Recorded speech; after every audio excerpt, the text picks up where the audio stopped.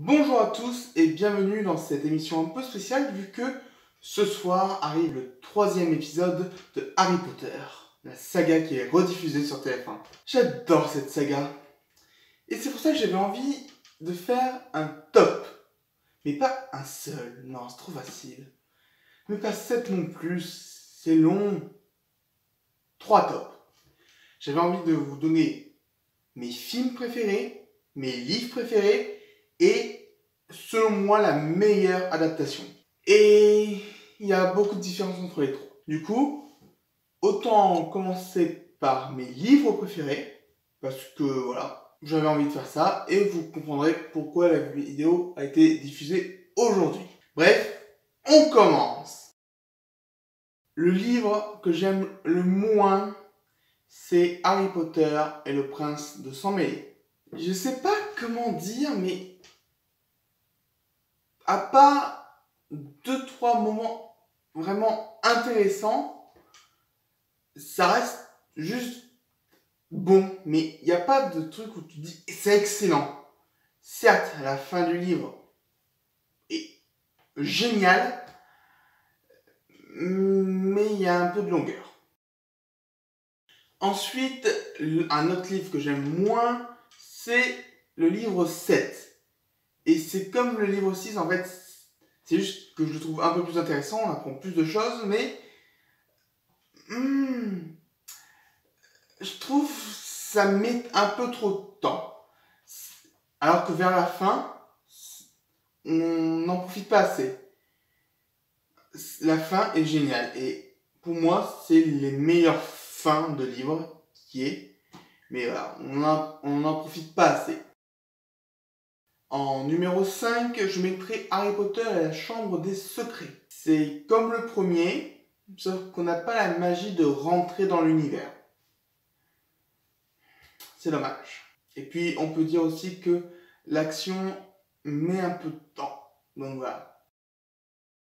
En numéro 4, le livre numéro 1. Ce livre est excellent. On entre facilement dedans. Il est assez court. Mais là, son petit défaut, c'est justement, il est peut-être un peu trop court parce que on entre dedans, mais on va peut-être trop vite vers la fin de l'histoire. Le début prend son temps. Il me semble qu'on découvre vraiment Poudlard que 5, 6 ou 7e chapitre. Donc ça met vraiment du temps à démarrer. Mais c'est bien, au moins on découvre la magie, tout ça, mais il est moins percutant que le trio de tête. Sur la 3e marche du podium, nous avons le livre numéro 4, Harry Potter et la Coupe de Feu.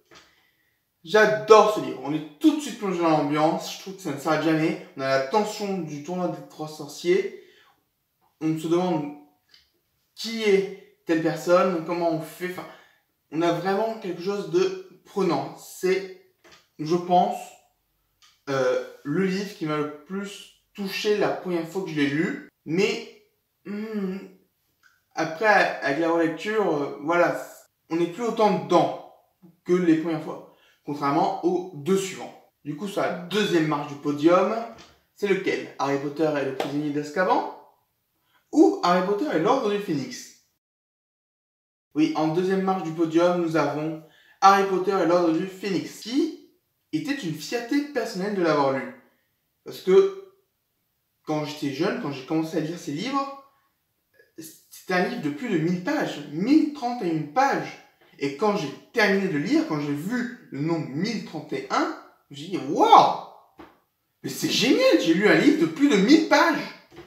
L'histoire ne s'étend pas trop, elle n'est pas trop longue, elle est intéressante, on a de la peine pour la mort de Sirius. C'est un super livre. Le seul truc que je peux lui reprocher, c'est de ne pas être comme Harry Potter et le prisonnier d'Azkaban, qui du coup est numéro 1.